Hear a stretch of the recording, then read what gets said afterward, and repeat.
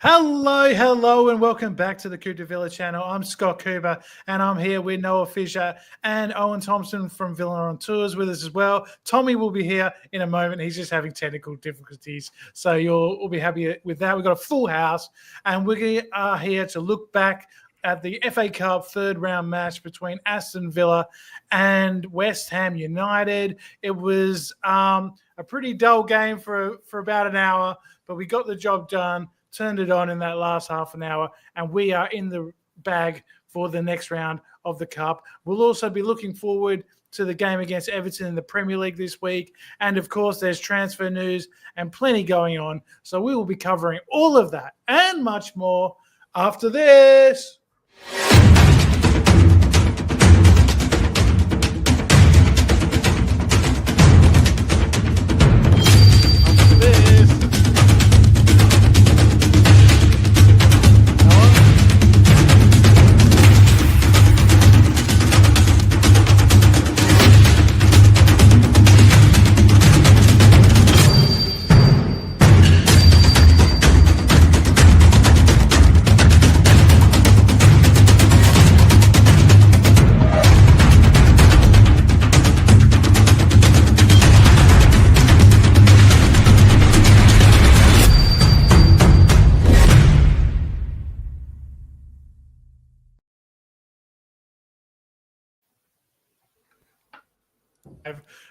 Yes, we've been having plenty of technical issues today. I don't know what happened there, but that was what you were doing.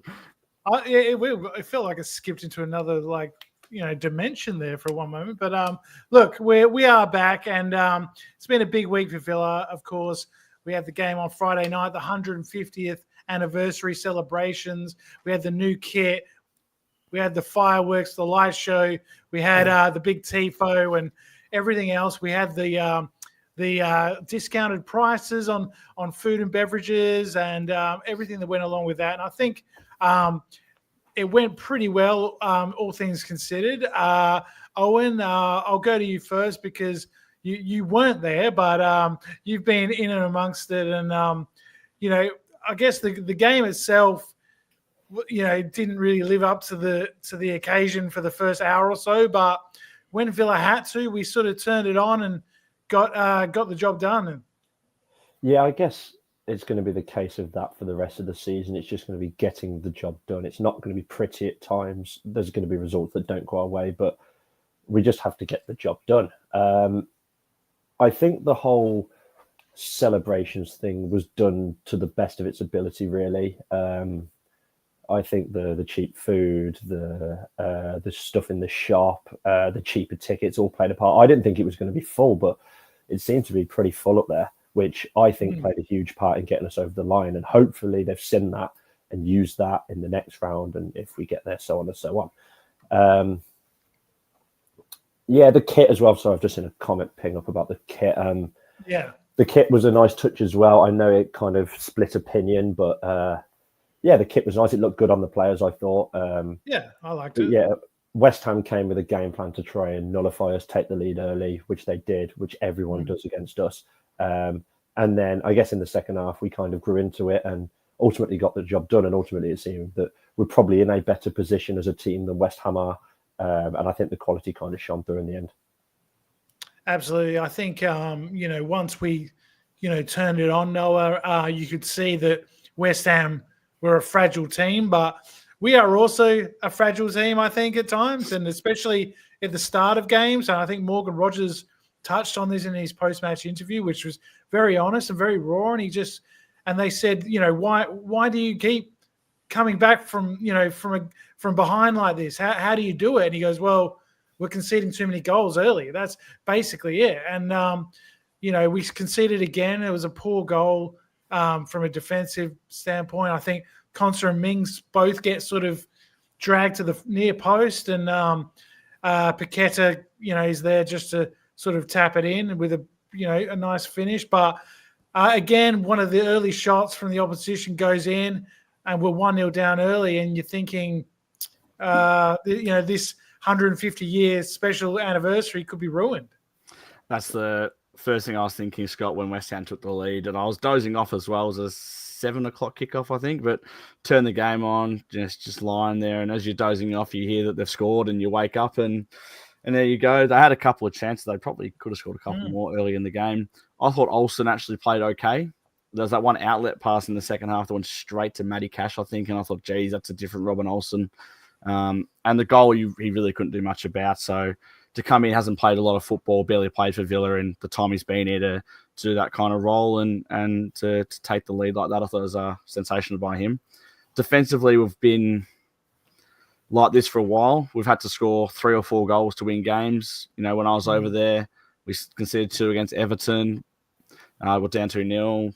Down against Wolves, down against Ipswich. It's been the tail of our season, been the tail of our last 9 months. How do you stop it? I don't know. Something's got to change defensively. Maybe another coming in January. We'll see how we go. Yeah, well, there is talk about some defensive reassurance from the Spanish player Mingueza, I think his name is. So there's a lot of rumors out there, but we definitely need something at the back, Owen. And I think it wasn't just that. I think just our passing and our play through the midfield, our hold-up play from Ollie Watkins, Leon Bailey, after looking a bit better recently, he got the winning goal against Leicester. I thought he sort of, it wasn't really happening for him again. I think, and Morgan Rogers as well in that first hour, I guess, looked a bit sloppy as well. So it felt like some of our more dependable players this season were off the pace as well. Yeah. Hey, Tommy's back. There Did I miss the intro? You did. No, that's okay. You're here for the meat and bones, the meat and potatoes. I had to get my custard tarts, mate. They expired tonight. Got to get them out. So, Owen, do you think that the players just, like you spoke last week about, in the cup games, we've kind of look like we don't really care very often, like the Palace game, and other games last season where, it just doesn't look like we're as motivated. Did you feel like that was the case in the first half? Yeah, I think we kind of just lacked a little bit of urgency, and going 1-0 down again kind of throws all the plans up in the air. I think we go in with a plan, and then to concede so early, we kind of look a bit lost. And then it kind of felt like we were forcing it a lot. You kind of rely on players like Rodgers and Ramsey to drive through. But we just weren't at the races at all. Bailey was struggling, and when he gets in his head that he needs to create something, he gets frustrated and causes mistakes and whatever. I don't know if it's down to individual moments, but I think they mentioned it at half time on the UK coverage, actually. Tielemans was very high, which isn't like Tielemans at all. And he ended up... Tielemans dropped into a much deeper role in the second half, and the second goal kind of epitomizes what Emery's wanted to do. It's a very Emery sort of goal. One pass takes 6 players out the game. Then you have someone that has the space to run, and it was straightforward from there. But yeah, first half we looked way off it, and we really need to cut that out. But I feel like we say that every single week, that we need to cut out silly mistakes in the first half, and we need to start better. One thing, Tommy, I know you're eating, but I'm going to go to you and say, I think Emery got his subs 100% right in this game. The timing of them, I think they all made a difference. Ramsey, Buendia, who else came on? Someone else came on as well that I'm missing. Nedeljkovic. Yes, absolutely. And I think they all made a real case for themselves. Like when we've criticised Emery a bit over the last month or so with some of his changes or lack of changes in games, but I think he, in this game, I think he made the changes straight after the equalising goal for us, and then we got the second goal straight away. It was really good from Emery, I thought. Yeah, definitely. I think Emmy actually looked really good when he came on. I think it was getting a lot of high praise and just looked electric. It was always going to take a bit of time for him to get back to form. I mean, we still don't think he's fully fit yet. But, yeah, I mean, it's always nice to see subs go in our favour and, turn the game on its head. I actually thought Nedeljkovic, I think a few people give him a shout for 1 point. I thought he looked pretty solid at right back. Again, I know we're signing this Minguez. He looks pretty good, but I'm like, man, I feel like Costa's really earned his shout. Like, I know we're looking to maybe loan him out. Is it just one of those where I think brought some new youngster in as well? Is it just buy him in, develop him, loan him out, sell him off? Is that what we're going to start becoming? Not too sure. Yeah, and another guy that I think needs a lot of praise, one of your favourites, Noah, is Ian Madsen. Man of the match for me. I thought he was good all night, especially in those periods of the game where, as a team, we weren't very good. He was probably our brightest spark, and then he obviously sets up the equalising goal for Anana with his shot. That's a bit of a scramble, and Anana sticks it in. So great to see him involved. Great to see Anana get a goal at Villa Park, his first one as well. And his celebration, I think, was a bit of a relief because he has been out of the team, as we've spoken about, and he comes in for Barkley's injury. Made a bit of a difference. So good for him as well. Absolutely. Who would have thought with Ian Madsen? Champions League team of the season, very good at Borussia Dortmund last season. I've only been saying it for 3 months that you make a difference to our team going forward, and it's great to see him getting some recognition. I think everyone kind of knew what he had the ability to do when he got the chance, and it's not easy to come off the bench and do it in 5-10 minutes, but he did it against Leicester, played an unbelievable 90 minutes against West Ham in the Cup, and it was a pretty full strength both teams. So it's kind of going, both teams wanted it. I think West Ham wanted to spoil 150th year anniversary. Why wouldn't you? I think 7,000 of them made a lot of noise. With Onana, we know what he's going to do. He's been out of form. It's why we signed him, 50 million. And he'll want to do way more next week against his old side. He'll just want to up it again. He played unbelievable last time he played Everton, and he's going to do that. Midfielders can go missing. Like Tielemans went missing for a couple of weeks, and the other one that doesn't seem to go missing is Kamara. But form is something that can just here and go. If you could just put up, Scotty UK's first comment here. It seems like we've signed Barack Obama, which is big news because he's I don't know what position he plays, but what a big name to bring into the club. He must cost a lot. But anyway, speaking of players, go on now. So I was going to say I completely agree with Scotty because every time Onana comes off the bench, it looks like he's played a full 90.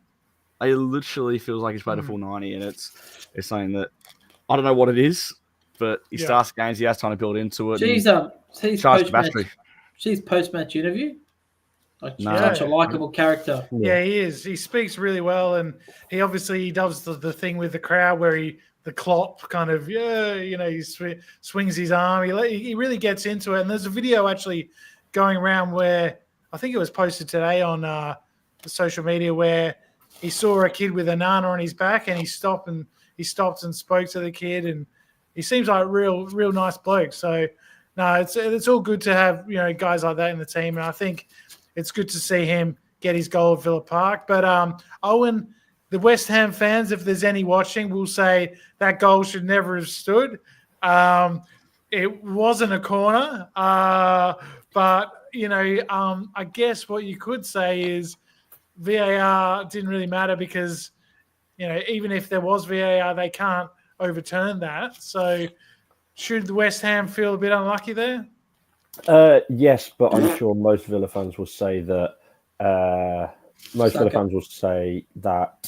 we should have had a corner about 3 or 4 minutes before it come off someone's heel. But I was saying at the time when the goal went in, if there had been VAR, they would have found a way to chalk it off, whether it had been a foul on the keeper or Paqueta's incident at the back post. Paqueta's was such a dive. They would have found a way to kind of chalk it off, I think. Possibly. Although on the general topic of VAR, I think many people will say that it's probably had quite a positive weekend without it. I know the Man United game was complete chaos. That was fun. For about half an hour, it was complete chaos. So, but someone said on Twitter that there was a lot of referee mistakes. Obviously, there was the incident in the Villa game. There was some really contentious decisions in the United game as well. So people were saying, is there a case that they're just making these horrendous decisions to kind of argue for VAR? Whether that's true, I don't know. That's not something we can kind of. Well, I don't have my tinfoil hat close, but yeah, we could go down the conspiracy route. I'm pretty sure that I enjoyed the games maybe a bit more. I don't know. I'm a fan of VAR, but I could see a situation where you could say, let's just not have VAR in the FA Cup. At least you know that a goal is a goal. Yeah, I mean, unless the flag goes up, at least you know a goal is a goal. Yeah, we can't have it in every game in the FA Cup, right? You can't have it in the first rounds and the third round at Tamworth or whatever. They can't have VAR. So why don't we just say, let's not have the VAR in the FA Cup for the whole tournament, and that can just be a bit of old school because, like, in the United game, there was a moment where they gave the penalty, and then Havertz gets pushed over, and I'm just thinking, go on, like I wanted some old school, a little punch behind someone's back, no one gets Vinnie Jones style. Just let it go because there's no VAR, But I think they said they're bringing it in like the 5th round, and that's obviously them banking on no kind of League One sort of below teams getting that far, because a lot of these grounds have the facility to have it implemented or already have it implemented. So obviously if Tamworth or someone along those lines was to get as far as they did, I know Maidstone got to round 4 or 5 last season, they wouldn't be able to put VAR into the ground in a short space of time. So all of a sudden... Just bring a drone. Yeah, well, exactly, yeah. So all of a sudden you've got the problem of half the ground don't have VAR, half the games don't have VAR, half the games do have VAR, and that's when there's going to be problems. Yeah. Yeah, it's an interesting debate, but I kind of did enjoy it. I found it refreshing just for a bit of a change. But Tommy...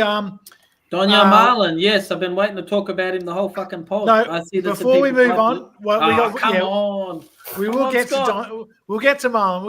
But let's just finish off with the FA Cup, and we've got Spurs at home in the next round. What do you think of that draw, and how do you think we'll go in that game? Well, I know we'll score before 90, so we should knock them out.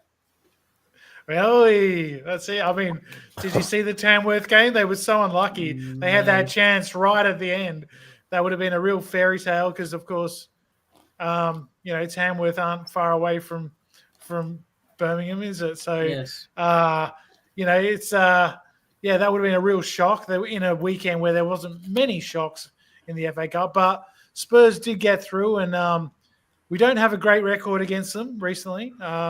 They came to Villa Park and beat us 4-0 last season. So, what do you think about that one? Anyone think we can get through? I think it's a different Spurs now to what we've previously seen. I think they're on a bit of a high. Now the bubble's basically burst, and I'm actually kind of worried for Big Ange. If they keep the prices the same and pack the place out, then I can't see why not. And I think we were saying, because we've got a Premier League team, we're going to have to go strong. Whereas if we ended up drawing a Championship League 1, League 2 team, then we would have made changes. And if you use Brentford, for example, on Saturday, they made 9 changes maybe, and were the ones that got picked off. It'll be an interesting watch. I'm not sure if you're aware, Tottenham play their second leg about 3 days before against Liverpool. So I think we're going to have to be on the Sunday. And then also the following week, if we don't get top 8 in the Champions League, that's when our playoff game would be. Right. So I think if we finish top 8, then we'll have a bit of extra time compared to Tottenham, because they'll have to play in the week. Whereas if we don't get top 8, we will have one eye on the Champions League in the week. That's fingers crossed we can beat Monaco and we can book our place in that top 8. But one more thing about the game that I think we should touch on just before we move on to Daniel Marlin. Max obviously did his video on the game, on the vlog, and he got a little bit of criticism online about being negative about the pie situation, and he not really liking some of the choices for the 150-year celebration. And some people have come at him pretty hard, saying that he's a negative Nancy in his videos. Owen, what are your thoughts? Because I think that's absolutely ridiculous. I don't think, my opinion is he's not a cheerleader for the club. He's a guy that has done really well with his channel, and he's the most popular Villa YouTuber because he's authentic and he's himself, and he gives his opinion about every ground he goes to. And I think the criticism that he's got has been really harsh. It might be worth Noah popping up Scotty's comment. I think it was about just before 12:10. He said that there basically wasn't enough stuff in the ground. Oh, fine. Right. There you go. So I guess he's used his platform to kind of explain the situation, that the pies were cold. I guess the kind of grief he was getting was that he didn't go back up and do it. Now, he might have done, I don't know. He hasn't said whether he did. I assume he did, but ultimately he's used it to raise concerns that the pies and the food were not adequate enough, regardless of the price. Yes, the price was a good idea, but if anyone from the club does watch that, then surely it's something that they can use moving forward. Now, I know a West Ham fan put a video up and he had a pie and it was like you could see the steam coming off it, like it was more than adequate, almost too hot, if anything. But they should be able to serve food that's warm. I mean, I've never had any issues when I've eaten there, but Scott just said, Max just says it how it is. If the pie's cold, he's going to say that it's cold, and it's almost a heads up for people moving forward if they want to go and sit up there. If they do get served a cold pie, then that can eventually raise some complaints to the club. And if, like we were saying off the podcast before it went live, there was the situation with the toilets at the start of the season. If these accounts and the people make a noise about it, then it's going to get sorted out. But whether you're paying £1.50 or £5.50 or whatever it is, you would expect food that you're able to eat, or a pint that's fizzy or whatever. It's a bit unfair. And I think the club has tried to change a lot over the last sort of 18 months. Like with Chris Heck, not all of it has been positive. There was the ticket issues for the Bayern Munich game. There was the toilet situation, but I think some of the stuff they've done around the Champions League and around this 150 years, like with the kit and the tifo and the, some of the, it has been good. So, I mean, and Max, called that out and said he enjoyed some of it. He didn't enjoy other bits, and no one's going to enjoy getting a cold pie. So, I think people should just, relax a bit and just realize that that's his opinion. And if you've got a different one, that's fine. And but we'll move on from that and we'll talk about the exciting news that Tommy wants to talk about. And that is that we have signed Daniel Marlin from Borussia Dortmund. He's a left winger. He's a Dutch international. He's fast as fuck, apparently. And he can't fucking miss. The guy's just a hack. Well, yes, he has gone through some amazing runs, but he's also had some cold moments, I think. If you ask Borussia Dortmund fans online what they think of him, they say he's a bit inconsistent. That's the one. But I don't know. I mean, I'm excited. I think considering we sold Philogene for 21 million and we're getting him for 25, 26. I've heard a lot of different prices. I'm not sure. Obviously, we'll never. I think really it's know. 21 or 23 plus 3. That's what I mean. I've heard like 18 plus add-ons. I've heard 22 plus add-ons. I've heard 26 plus add-ons. I think it's 20s, low 20s. We're selling Philogene bidets for 22 plus add-ons, and we're getting Marlin for around the same figure. And we got a discount on Philogene when we bought him back because of the sell-on clause. I find that quite funny. So we've doubled profit. What have we made? Like, think about it. What did we make on the first time? 14? Was it 18? What did we sell him for? It's like 20 million to hold so for the first time. 15, right? And then another 22. We made about 40 million on the guy in a couple of years. It's not bad. Not bad. Yeah. And I just know whoever his agent is, even to get interest from Barca, that guy deserves a fucking big bonus. Yeah, and look, Philogene, I like the guy. I had big hopes for him at the start of the season. After a season at Hull, he was scoring Puskás nominated goals, and I was really excited to see him in Unai's system. I thought he could really slot into that Diaby position, and maybe not have the same amount of goals, but be a goal threat and bring a bit of excitement there. But it hasn't worked out. I mean, apart from the game against Bayern Munich, I don't think he's really played well in any other game. Almost scored against United. Yeah, Carlos could be off as well. No, that's off now. I think that's off. The one to Turkey got called off, but they might still try. Yeah, Fenerbahce don't want him.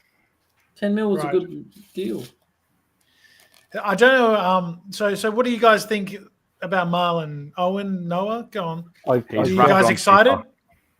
I mean, I think we might have mentioned it last week, but me and Noah can both agree that he carried our career modes a lot on FIFA.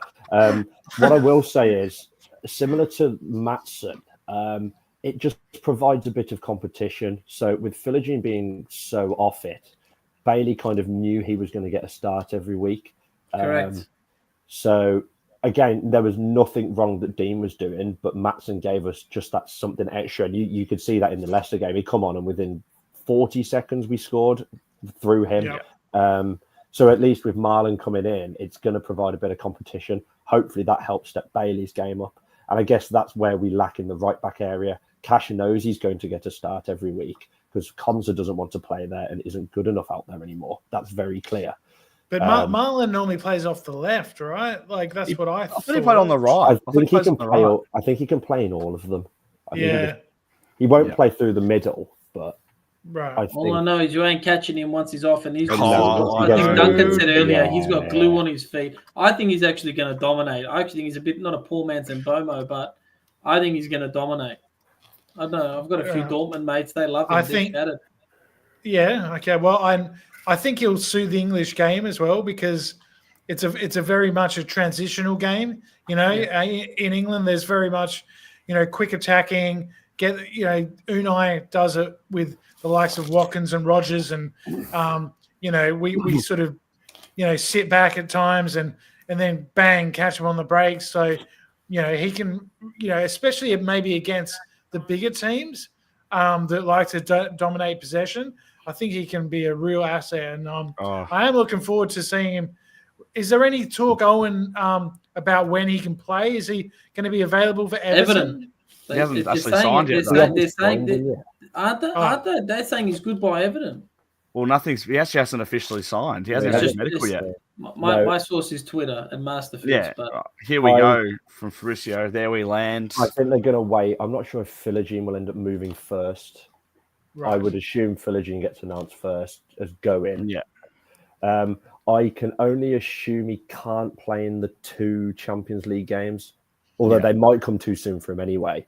But I think we can wait until the end of the group stage to submit our squad for the knockout. So I assume you can't change your squad for the group stage. You can't have anyone in it, and then you can add 3 players to your Champions League squad for the knockouts. And although if we take out Philogene, for example, does that mean we can add an extra one? Not that we're going to sign 4 players, but I don't know. Probably. I don't know how that works.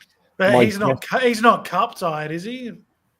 No, someone said he's not cup tied for Dortmund, but I don't think you can play. You can't play him. You can't make changes to to the squad. Group, but he could play in the knockouts. Yeah, absolutely. So, Absolutely. Well, what's going on with Benghazi? Talk to me about him. Have we signed him or not? I was actually. It's a rumor. It's all rumors. I wanted the plan B. I wanted that Andre Raciu, the Romanian right back. I've actually quoted in one of the previous pods, Scott, about a year ago. Yes. He dominates, lightning quick, always mans. I think he's taken Mbappe out of the game and a few others. I would have loved to sign him, but I saw him in the Euros. He was very good. This Mingueza seems like a good right back. I don't, he's not a wing back, but again, I'd rather a non-wing back that can just fucking defend, to be honest, because we've leaked some goals with Cash. I think Owen's looking to jump in. He probably knows a bit more than me. I think they're being stubborn on the price. I believe Monchi was there on Friday whilst we were playing. I think they're just being stubborn, and we always go low ball with our offers anyway, just to frustrate people. They want 20 million, which is his release clause, and we don't want to pay that. No, that's a considerable amount for a right back. Yeah. I've also heard that Milan are interested, and he might prefer that move, but I don't know.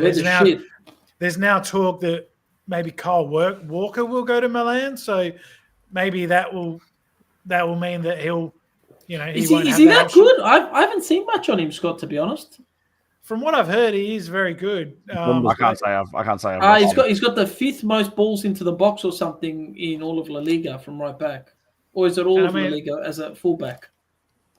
So it's got to And mean something. you know, I trust Monchi and Unai Emery to know La Liga probably better than I do. Yeah. But I know that he has been part of the Spanish squad, and you know, you don't get in that squad, you know, if you're, you know, just some mug, you know. So, Absolutely. you know, I think he'll probably be an upgrade over Cash. You know, I think we've spoke about plenty of times how he's the one guy that we probably need upgrading, probably most Always the weak importantly. link. Yeah. Yeah. Does thought he was- Maatsen stay now? I think he's kind of cemented in. I don't know. I love Digne. I know he's been great, but I think Maatsen's earned his spot. I don't know. It's hard to say with Emery. I've been saying it for months. Take it by game situation. Yeah. I think. I agree. Against maybe Everton, I think he could be a good option. Everton are going to sit deep. Digne doesn't have the pace to take them on. That's how I see it. No, but will we have a lot of ball and need to get balls into the box? Yes. That's the thing. So balls into the box might be more Digne's game than Maatsen. Maatsen's more like getting to the byline, cutting it back. We'll let Emery make the decisions. Yeah, it's going to be interesting. And another interesting call, Tommy, is does Duran come straight back in for Ollie Watkins now that his band's finished? Well, I'm picking the forward that scores, so I'm going with Duran. I think I have to agree with you. I mean, he was on a hot run, Owen, before he got sent off. And, you know, has Ollie really done enough in these 3 games to sort of demand his position back? Well, he hasn't scored from open play, has he? No. Not recently. And he missed that bloody sitter recently on the left foot, right? Just had to bang into the back of the net. I can't remember which game it was. I think it was the Leicester game. He did have a really good game. His hold-up play was exceptional. Obviously, he missed that chance at the end, and as a striker, you need to score goals. Whether he tries to change it round, I'm not sure. Does he integrate Duran back in slowly and stick with Watkins and throw Duran? I don't know. We don't get paid to make those decisions, but I would probably throw Duran straight in. I think so. And there's been a bit of talk, Noah, about him and a potential transfer. He ain't going anywhere. Well, I don't think so either. But did you see the video of the Arsenal TV guy saying we could get him for 30 mil? We got to get this guy. Like we just rejected an £85 million pound is the rumours. Yeah, if Arsenal fan TV think they can get him for 30 million, and let them have their fun. That's hilarious. I'm not sure this ever happened before. For 2 games in a row, we're going to be playing newly appointed managers. Has that ever happened? Ever? I'm not sure if anyone can ever think about that, but I've never known anyone to play 2 games in a row against the newest managers against their team. Well, I've never heard of that, but let's just hope it's the same as Graham Potter. And the funny thing is, we beat Graham Potter 2-1 with 2-0, Chelsea, 2-0, and he got sacked. And then we played him the first time back. That's and beat him 2-1. So, our record against David Moyes, I don't think is fantastic. Like when he had West Ham up and running, I don't think we beat them for a while. But we were rubbish. So. Yeah, we were rubbish. But you know they're going to be defensive. They're going to want to play on the break, and they do have a very good defense this season. But it's really a game we've got to be winning, right? What does your brother think, Scott? The Cooper Cup, as it's look. known? He said he's not thrilled about Moyes, but he'll take it. He thinks that when we spoke about the lack of goals for Everton, he was just basically saying it had gone too far. He'd ran his course, Sean Dyche, and the fact that Craig Dawson was their second top goal scorer with his 2 own goals for Wolves. Said it all, really. I think they had scored 2 goals in the last 9 games. So I still can't believe they scored 2 goals at Villa Park. That's what kills me. I also just saw with Carlos, apparently the deal, they pulled the plug because Fenerbahce were concerned over Mourinho's future. So Mourinho wanted him. They don't reckon he's going to be there long term. So that's why they pulled the pin. Interesting. Well, there you go. I think we should only sell Carlos if we can get someone else in because at the moment, we're pretty thin at the back. Speaking of thin. centre backs, mate, big shout out to Tyrone Mings, who looked back to his best, to be honest, an absolute rock and, colossal presence. I said, we do miss him at centre back sometimes. Obviously, it's unfortunate that we've lost Torres for a prolonged period of time, but I think Tyrone's ready to step up. El Capitan. Absolutely. I think he was really good against Leicester. Yeah. In this game, probably not as good, but he's still, solid. And I think he's been really good with his passing and his his build-up play. Like he's been trying to take that Pau Torres role, and he's obviously not the same standard as Pau Torres, but I've been pretty impressed with the way he's gone about it, and he definitely gives us a bit of leadership, which is great. Owen Ross Barkley is going to be a bit of a miss with his hamstring injury. Another one down in the midfield with McGinn injured. We've got obviously Torres injured as well. We seem to be picking up a few of these muscle injuries, and there was quite a few during the match. I know it was absolutely freezing in Birmingham on Friday night. -8, I think it got to, from what I heard. Maybe that was a contributing factor. Yeah, it could have been. I think Emery's presser is going to be in about an hour or so it may be interesting to see what he's got to say. McGinn might be back, I'm not sure, because he seemed to think it wasn't so bad. I seen a video of him talking to a fan or something. But no, Barkley will be a miss. He's come in the last couple of games and done very well. Yeah. I think I said last week, he loves a goal. His numbers are quite good. So I guess it's time for Onana to step up, really. Show what he's about again, because he's not started as much recently. I know he had that howler at Newcastle, but if he steps up and performs, then that's all we can do and all we can hope for the time being. But yeah, there is a lot more kind of injuries creeping in. I guess it's kind of come at not an ideal time, but we're in a decent position in the Champions League. We can still jump in, stick that top 8, and then hopefully by the time the knockouts roll around, these players start to come back. Torres shouldn't be too far off. Barkley will be coming back and stuff like that. And I think the fact that Ramsey's back as well is big, because he can play in that midfield. And I really liked his game when he came on. Like, he just gives us something that I don't think we've got from and many other players. And maybe Morgan Rogers is the only other one that can really drive from those deep positions and take people on. And he's really quick with the ball, Yeah, I mean, he was very unlucky not to score, Noah, with that shot that hit the post. Yeah, absolutely. I mean, it was such a weird game. I know we mentioned it before, but from the 60th minute on, I've never seen a team dominate a game more. Like, we should have scored a few more. Could have easily been 3 or 4 goals. And then, West Ham fans say they're unlucky and we say we're unlucky. But at the end of the day, I actually think we were the better side for chances created. Love it. Biased. Yeah, I've got to be biased. What else do you do it? But they had the one chance at the end.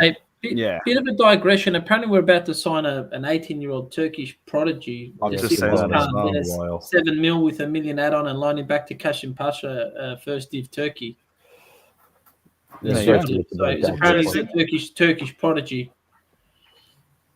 It all brings back the Alpay vibes. Yeah. Is he our last Turkish player? That's an old school guy. Was that before your time, Noah? Alpay? No idea. I think that was like the O'Leary days. Yeah. Definitely. I think. Well, he was. I can't think of us ever having any other Turkish players. We signed Trezeguet from the Turkish league. I know he was Egyptian, but he came from the Turkish league. We signed Trezeguet at one point, really. Oh, sorry, our Trezeguet, not David Trezeguet. No, we got the one from Temu, whatever, cheap one. Although he kept us in the league. Hey, he had a little patch of form, remember, and he had a great work ethic. I'll never forget that. Absolutely, he was Project Restart Trezeguet, living at the back post. Mate, Barkley too. What do you mean? That Dean Smith team was pretty fun. Duncan's comment. Duncan. Oh, that's I met Alpine and his son in Burger King. Well, there you go. Hey, halal burgers, brother. Yeah. Inshallah. I think I agree with Scott. I agree. Ramsey looked really good. He looked really, really good, and it's good to see him finally building because I agree. he's someone that literally stepped on the pitch and got injured Yeah, previously. I agree. Sold in the summer while he's still fit. I hope we don't, because I really like him. I do really, too, really Noah. like But him. I think he loves he loves the massage bed more than us. Who wouldn't? Yeah, One other thing, Owen, that was a bit different in this match was, of course, the extended well. allocation for West Ham fans. They had 7,000 of them in the pitch, and there was a bit of talk about maybe moving the away end, a bit closer to the hole, like because there was some good banter going back and forth. I know that could possibly be dangerous, but I don't know if you had any thoughts on that. I mean, the only reason, again, I might have mentioned this the other week, the only reason they had all of the Doug Ellis was because I believe because of the range of hospitality in the North Stand now, they wanted to keep that, whereas normally they would just get the whole of the North Stand and that's them. Yeah. I heard there was a bit of back and forwards, but I almost like the idea. If you use Wolves as an example, Wolves away end is so wide and long and you can't really make any noise because it starts one end and whatever. I don't think moving the away end is probably the right idea. No. I think it would take a lot to do that. I think keep them where they were. Obviously, before they were in the North Stand many years ago, but I think keeping them at that one end is probably a sensible idea for now. Yeah, because it's down to us to make noise. People going, "Oh, it brought out more of an atmosphere," and that's down to us to make the noise. Yeah. So I agree. Just I'm laughing at. Did you get injured, Noah? What's going on? What's the comment here from your mate? I'm injured from cricket at the moment. I haven't played in months. So got to have surgery on my finger. No. Well, put it up and show everyone. I'm not. It's the rude finger, so I'm not going to just give everyone the bird. But I've got like a blood vessel popped out of my finger a little bit. Was that from dropping a dolly? No, I still caught it. It was in training actually when it happened, but I got to have surgery. The dolly. Maybe you showed me. 23rd of Jan. Yeah, I showed you. Yeah, my finger went like full black, purple, and blue for like 5 days. It's pretty fucked. So mate, that's frostbite. I played 2 games this season, averaging about 26 with the stick. So I'll end it with that. Mate, it's not too bad. It's not too bad. Roger's talking about the black shirt. Did anyone buy the shirt? Did anyone buy it, Noah? I got lucky. I didn't. I actually didn't buy it, but someone in here bought it for me. Thank you, OT. Nice. It was a bit of a nightmare. If anyone wants to pay 4x, go on eBay. Yeah, I was gonna say I wasn't too fussed about it. The kit looks nicer on the players than it does in person, I think. And like you said, the badge is very nice. Yeah, there's the comment about the badge. The badge looks very nice, but the shirts do look a bit cheap. Right. But no, I managed to find one. So got very lucky. Good work. Got very lucky. Good work. So that's on the way. Can you put Duncan's comment up about Ryan Cherky? Because is this a real rumor? Because if this is a real thing, that I'm getting excited because he is absolute mustard. He's absolute mustard. He's fantastic. Like he's one of the best young players in Europe. I've heard of him. Yeah, that's the French guy. Yeah. I'm pretty sure it's almost done. I'm pretty sure it's almost a done deal. What to Villa? Yeah. What? No, I haven't heard anything about him. His numbers are good. He is absolutely wild. Like I've seen a lot of rumors. That would be a signing and a half. Yeah. Just saying. He's like the really young kid, yeah? No, he's from he played in the French like Olympic team and under 23s. He plays I think it's someone different. Like a really young kid we're signing. He's like a number 10. He's 21. He's 21, Cherky. But he's I think that's what I was thinking of then. There's nothing on Twitter about him coming to Villa. I was thinking of the really young French guy that's like 18 that we're meant to be signing. Well, did you just pull that out of your ass, Duncan, or is that got any like? Actually, if you type in here, Rayan. No, there's rumors from like start of Jan, Scott. Bayern Munich wanted him. Yeah, and you're not going to be able to rival Bayern Munich. And PSG as well, apparently. Yeah, I'd be surprised. Could he be next to Jean McCoon? John McCoon. I've actually got a kit with McCoon on the back. I think you do. Wow. I bought it from TK a while ago because I had a kit I didn't have. So that's like Simon with Balaban on Yeah, it's an unreal back. kit. Yeah, John McCoon's on the kit, number 17. It's the black FX Pro kit from 2010. Oh yeah. Yeah. So. Yeah. Where's Yeah, Villa some report? people Where's Villa went. report? I remember that year, the year we got relegated, and some people went really early on the likes of Helenas, and got that on their back, and you're just like, oh dear. On the away kit from that year, the yellow away kit, I've got Jordan Lydon, and I've still Really? got the kit. I've still got the kit. Jordan Bowery, mate. Because he's Australian, right? Yeah, and we were so bad. I bought in like the January when they were selling it for like 20 quid. So And you don't have a Gauchi top, What are not you doing? not yet. No? I'll have to cop one, but Well- I'm running out of money. The Yeah, Villa door's running me dry. apparently, we've now put in. There's a $12 million bid for the That's the Levante. guy I was thinking of. Levante right back, Andre Garcia. Yeah, I saw that one, Tommy. I just saw that. Yeah, I saw these TDM Gomes as well. Then we're going to loan him back to Cannes or whatever he's from, Cannes. Yeah, that's the guy I was thinking of. But this other guy, Bade, B-A-D-E from Sevilla, he's like 40, 50 million. He's not cheap. Wasn't he at Barcelona? Was he at Barcelona? That's a different guy. He's a left back. He's still there. It's very exciting times, though. I can't wait It is to exciting. I do like that we we're get out. compliant with FFP, by the way. We're compliant with FFP. That's been We are. announced, That's been so- confirmed. Yeah. Oh, I good thought because- I thought I read it that Villa made a complaint to FFP. Well, that's good to know. No. We're compliant with them. Are any Everyone- clubs not? No, Leicester were close. I think there's something still rumbling on with Leicester. Yeah, they've still on a court, I think, about something, but Not Man City. no, No, That's a different scenario. thing. that's a different kettle of fish. Um, They haven't been compliant for 15 years. I And guess we you've saw, got well, at least we saw on the weekend, that they should do quite well in League Two next year because they beat Salford 8-0. So yeah, Salford are third, so be interesting to see that. But look, Only think one that's I know about- is Gauchi going out on loan for goalkeeper movements. I think he's going to Yeah. Belgium. yes, I did hear that. That's I the think only one that'd be be good move for him. They're very good Yeah. for him. I think Matt Ryan, another Aussie goalkeeper, went to the same club. He turned out okay. So he definitely needs game time. He's played 2 games since he's been at the club. He'd be getting unreal experience he couldn't pay for. Getting the best in the world. It's quite absurd what he's kind of come into. And I think game time would be great for him, especially in Belgium, where it's still quite a competitive league.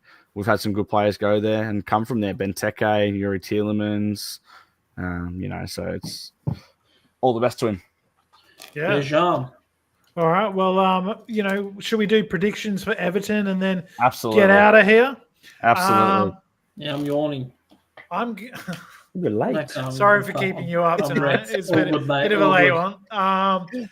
I'm going to go for 2-0 Villa.